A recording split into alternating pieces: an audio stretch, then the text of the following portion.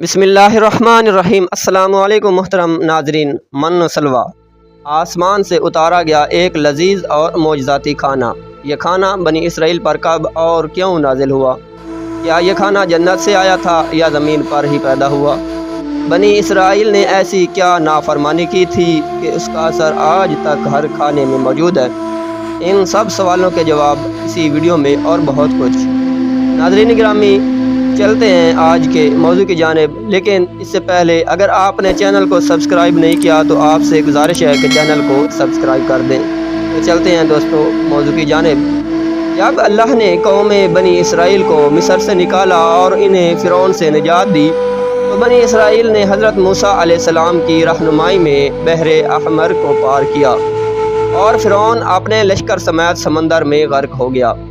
جب حضرت موسیٰ علیہ السلام کو کچھ اطمینان نصیب ہو گیا تو اللہ کا حکم ہوا کہ آپ بنی اسرائیل کے اس لشکر کو لے کر ارض مقدس یعنی شام میں داخل ہو جائیں، جس مقدس سرزمین کا وعدہ بنی اسرائیل سے لیا گیا تھا اور جو انہیں عطا کی جانے والی تھی۔ لیکن اس وقت ارض مقدس پر قوم عمالقہ کا قبضہ تھا، جو بدترین کفار تھے اور بہت طاقتور جنگجو اور نہایت ہی ظالم لوگ تھے۔ حضرت موسیٰ علیہ السلام بنی اسرائیل کو ہمراہ لے کر عمالقہ سے جنگ کے لیے روانہ ہوئے، جن کی تعداد 6 لاکھ تھی۔ لیکن جب یہ لوگ ارض مقدس کے قریب پہنچے تو ان کے دل میں خوف طاری ہو گیا اور بزدلی پیدا ہو گئی۔ انہوں نے حضرت موسیٰ علیہ السلام سے کہا، اس شہر میں جبارین ہیں جو بہت زور آور اور زبردست ہیں، لہذا جب تک یہ لوگ اس شہر میں رہیں گے ہم ہرگز وہاں داخل نہیں ہوں گے۔ یہاں تک کہ بنی اسرائیل نے حضرت موسیٰ علیہ السلام سے یہ کہہ دیا کہ اے موسیٰ، آپ اور آپ کا خدا جا کر اس زبردست قوم سے جنگ کریں، ہم تو یہیں بیٹھے رہیں گے۔ ان کے اس رویے سے حضرت موسیٰ علیہ السلام کو بہت صدمہ ہوا، لہذا اللہ نے انہیں یہ سزا دی کہ جس وادی میں انہوں نے پڑاؤ ڈالا تھا وہاں 40 سالوں تک وہ بھٹکتے رہے مگر اس میدان سے باہر نہ نکل سکے۔ اس میدان کا نام میدان تہیہ تھا، جو 27 میل کے رقبے پر مشتمل تھا۔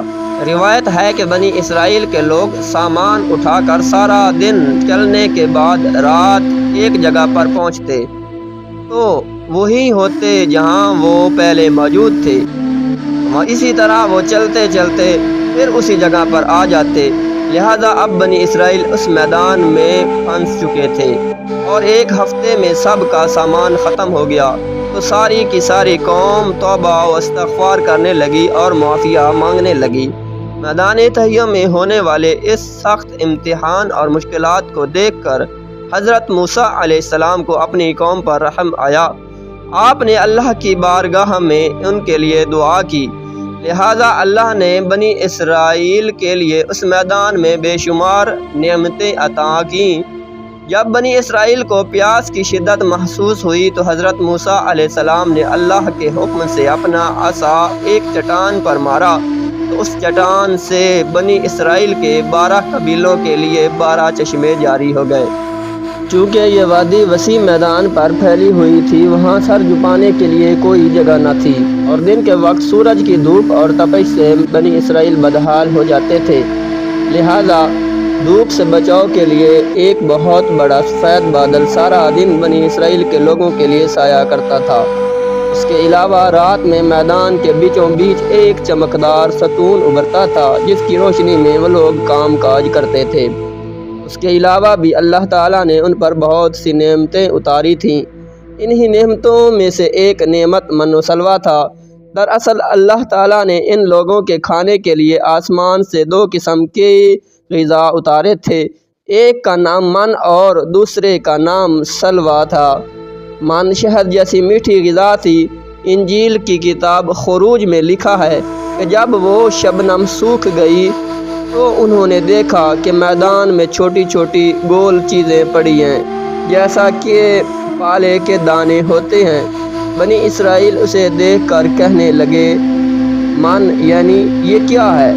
تب موسیٰ علیہ السلام نے ان سے کہا کہ یہ وہی غذا ہے جو خداوند نے تمہیں کھانے کو دی ہے اور اس نے تجھ کو پہلے آزمائش میں ڈالا اور تجھے بھوکا رکھا، پھر وہ من جسے تو اور تیرے باپ دادا بھی نہ جانتے تھے تجھے کھلایا، تاکہ تجھ کو سکھائے کہ انسان صرف روٹی پر ہی زندہ نہیں رہتا۔